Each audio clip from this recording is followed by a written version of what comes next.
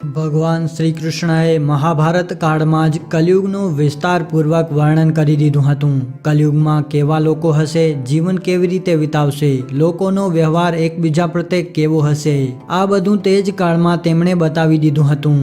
આજે આ વિડીયોમાં વાત કરીશું ભગવાન શ્રી કૃષ્ણએ પાંડવોને કલયુગ વિશેની 5 જે ખૂબ જ કડવી વાતો કહી હતી, જે આજે બિલકુલ સાચી પડી રહી છે. મહાભારત કાળમાં 5 પાંડવોના મનમાં કલયુગની વિશે જાણવાની ખૂબ જ જિજ્ઞાસા હતી. પાંડવોએ એકવાર ભગવાન શ્રી કૃષ્ણને પૂછ્યું હતું કે કલયુગમાં મનુષ્ય કેવો હશે, લોકોના વિચાર કેવા હશે અને કલયુગમાં મોક્ષ પ્રાપ્તિ કેવી રીતે થશે. આ પ્રશ્ન સાંભળીને ભગવાન શ્રી કૃષ્ણએ પાંડવોને વનમાં જવા માટે કહ્યું અને તે પણ કહ્યું કે જે કંઈ પણ તમે ત્યાં જોવો તે આવીને મને વિસ્તારપૂર્વક જણાવજો.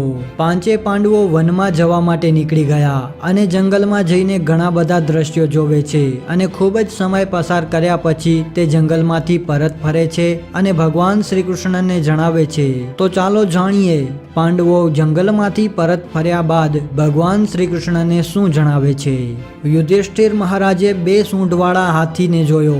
તે હાથીને જોઈને યુધિષ્ઠિર ખૂબ જ આશ્ચર્યચકિત થઈ ગયા. જ્યારે તેને ભગવાન શ્રી કૃષ્ણને તે હાથી વિશે જણાવ્યું અને પછી ભગવાને તેને ઉત્તર આપ્યો કે કલયુગમાં એવા લોકો રાજ કરશે જે બોલશે કંઈક અલગ અને કરશે પણ કંઈક અલગ.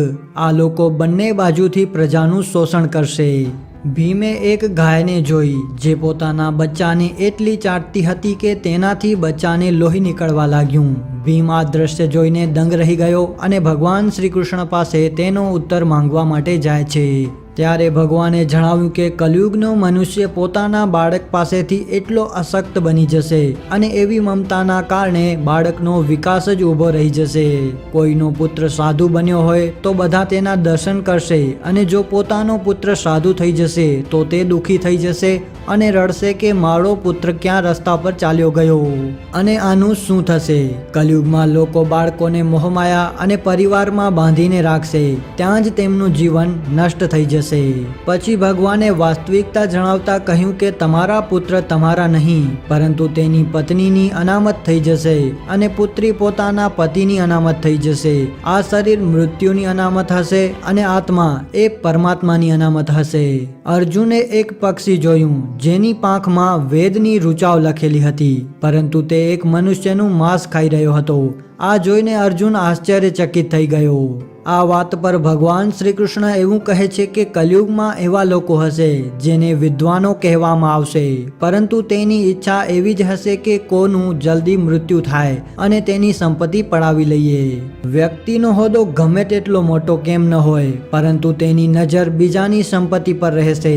એવા લોકો ખૂબ જ વધારે હશે જે બીજાના ધનને પડાવવા માટે ખૂબ જ આતુર રહેશે. વાસ્તવિક સંત તો કોઈ જ હશે પોતાનું છે તેની ખુશી નહીં હોય અને બીજાના જીવનને જોઈને બળતા હશે. એક ખૂબ જ ભારે પર્વત હતો, તે પડ્યો અને મોટા મોટા વૃક્ષો તેને રોકી ન શક્યા. આ દ્રશ્ય નકુલે જોયું, પરંતુ તે ચટ્ટાન એક નાના એવા છોડ પર અટકી ગઈ. આ દ્રશ્યનો અર્થ જણાવતા ભગવાન શ્રી કૃષ્ણએ જણાવ્યું કે કલયુગમાં મનુષ્યની બુદ્ધિ ક્ષીણ હશે, તેનું જીવન પતન હશે અને આ પતનને ધન અથવા સત્તાના વૃક્ષ રોકવા માટે સમક્ષ નહીં હોય, પરંતુ હરિનામ રૂપી નાના એવા છોડ દ્વારા મનુષ્યનું જીવન પતન થતા અટકી જશે. હરિકીર્તનથી મનુષ્યની બુદ્ધિ પ્રબળ થશે. સહદેવે વનમાં ઘણા બધા કૂવાઓ જોયા, જેમાંથી એક વનની વચ્ચેનો કૂવો જ ખાલી હતો, જે સૌથી ઊંડો કૂવો હતો. ભગવાન શ્રી કૃષ્ણએ તેનો પણ અર્થ જણાવ્યો. ભગવાન શ્રી કૃષ્ણએ તેનો અર્થ જણાવ્યો કે કલયુગમાં ધની લોકો પોતાના શોખ માટે પુત્રી વિવાહમાં, ઉત્સવોમાં ખૂબ જ ધનનો ખર્ચ કરશે, પરંતુ જો કોઈ ભૂખ્યાને જોશે તો તેની સહાયતા કરવા માટે તેને કોઈ પણ રુચિ નહીં હોય. ઇન્દ્રિયની સંતુષ્ટિ, મદિરાપાન, માંસ ભક્ષણ અને વ્યસનમાં ધન ખર્ચવામાં આવશે. જે લોકો આવી આદતોથી દૂર હશે તેની ઉપર કલયુગનો નહીં પરંતુ પરમાત્માનો પ્રભાવ હશે. તો મિત્રો, આ હતા 5 મુખ્ય કડવા સત્યો જે ભગવાન શ્રી કૃષ્ણ દ્વારા પાંડવોને જણાવવામાં આવ્યા હતા અને આજે પણ જોઈએ છીએ કે તે બધી વાતો સાચી પડવા લાગી છે. આપણે બધા જાણીએ છીએ કે કલયુગમાં એવી ઘટનાઓ બને છે જે પહેલા ક્યારે નથી બની અને કલયુગની આ ઘટનાઓ વિશે, ભવિષ્ય વિશે અને કલયુગના દિવસો વિશે ભગવાન શ્રી કૃષ્ણએ હજારો વર્ષો પહેલા કહ્યું હતું કે કલયુગની સ્ત્રીઓ ખૂબ જ ખાવાવાળી અને લોભી બની જશે અને કલયુગના માણસો ખૂબ જ ધનવાન હોવા છતાં પણ કોઈની મદદ નહીં કરે એટલે લાલચુ બની જશે. અને તમને બધાને જણાવી દઈએ કે કલયુગ વિશે ભગવાન શ્રી કૃષ્ણએ અને આપણા પુરાણોમાં જે પણ વર્ણન કરવામાં આવ્યું છે તે બધું આજના સમયમાં સાચું પડી રહ્યું છે. તેથી એમ કહી શકાય કે કલયુગ વિશે જે કહેવામાં આવ્યું છે તે બધું આજના આ સમયમાં સાચું પડી રહ્યું છે અને કલયુગની આ ભવિષ્યવાણીઓ હમણાં સાચી જ થઈ રહી છે. કેમ કે હમણાં આપણે જાણીએ છીએ કે જે વસ્તુ ભવિષ્યમાં કહેવામાં આવી હતી એટલે કે 5000 વર્ષો પહેલા અથવા ભગવાન શ્રી કૃષ્ણના સમયમાં કહેવામાં આવી હતી તે બધી વસ્તુઓ આજના આ સમયમાં સાચી પડી રહી છે. પુરાણો અનુસાર કલયુગમાં જે વ્યક્તિના મુખેથી જે કંઈ પણ નીકળી જશે એને શાસ્ત્ર સમજવામાં આવશે. લોકો ભૂત પ્રેતને દેવતા માનીને પૂજા કરશે અને અધર્મી પાખંડી કરીને સાધુ કહેવાશે. હમણાંના આ સમયમાં આ બધું સાચું પડી રહ્યું છે કેમ કે લોકો કલયુગમાં જે પણ કહે છે તેને શાસ્ત્ર સમજવામાં આવે છે અને જે ભૂત પ્રેત છે એને લોકો દેવતા માનીને પૂજા પણ કરે છે અને આજના સાધુ એ અધર્મી અને પાખંડી બની ગયા છે. કોઈક જ એવો સાધુ હોય છે જે સાચો સાધુ કહેવાય છે. કલયુગમાં વ્યક્તિની ઉંમરમાં વધુમાં વધુ 50 વર્ષ રહી જશે અને તેઓ પોતાના વડીલોની રક્ષા કે દેખરેખ નહીં કરે. આપણે બધા જાણીએ છીએ કે હમણાં વૃદ્ધાશ્રમોની સંખ્યા વધી ગઈ છે અને આ વૃદ્ધાશ્રમોની સંખ્યા વધવાનું કારણ છે લોકો પોતાના વડીલોની રક્ષા કે દેખરેખ નથી કરતા અને તેને વૃદ્ધાશ્રમોમાં મોકલી દે છે.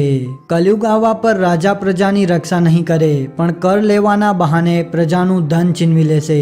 રાજા પ્રજા પાલક નહીં પરંતુ પ્રજા એ રાજાની પાલક બની જશે. હમણાંના આ સમયમાં આવું થઈ રહ્યું છે. હમણાંના જે મંત્રીઓ છે તેને પહેલાના સમયમાં રાજા કહેવામાં આવતા હતા અને આ મંત્રીઓ કર લેવાને બહાને પ્રજાનું ધન પણ છીનવી લે છે અને હમણાંના સમયમાં રાજા એ પ્રજાનું પાલન નથી કરતો પરંતુ પ્રજાના કરથી રાજા પોતાનું પાલન કરે છે. એટલે કહી શકાય કે રાજા પ્રજા પાલક નહીં પરંતુ પ્રજા એ રાજાની પાલક બનશે. આ બધું જે કલયુગ વિશે જણાવવામાં આવ્યું હતું એ બધું સત્ય છે અને કલયુગની જે ભવિષ્યવાણીઓ પુરાણોમાં અને ગ્રંથોમાં કરવામાં આવી હતી એ પણ સત્ય છે. કલયુગમાં ઓછા ધનથી પણ લોકો ધનવાન હોવાનું ગર્વ લેશે. ધનવાન જ ખૂબ પૂજનીય અને મનુષ્યના અન્ય ગુણો ગૌણ બની જશે. કેશોથી જ સ્ત્રીઓની સુંદરતાનું અભિમાન હશે એટલે કે કેશ સજ્જા પર વિશેષ ધ્યાન આપવામાં આવશે. મહિલાઓ પોતાના વાળની સજાવટ ઉપર વધારે ધન ખર્ચ કરશે અને આવી રીતે જ પોતાની સુંદરતામાં વધારો કરશે.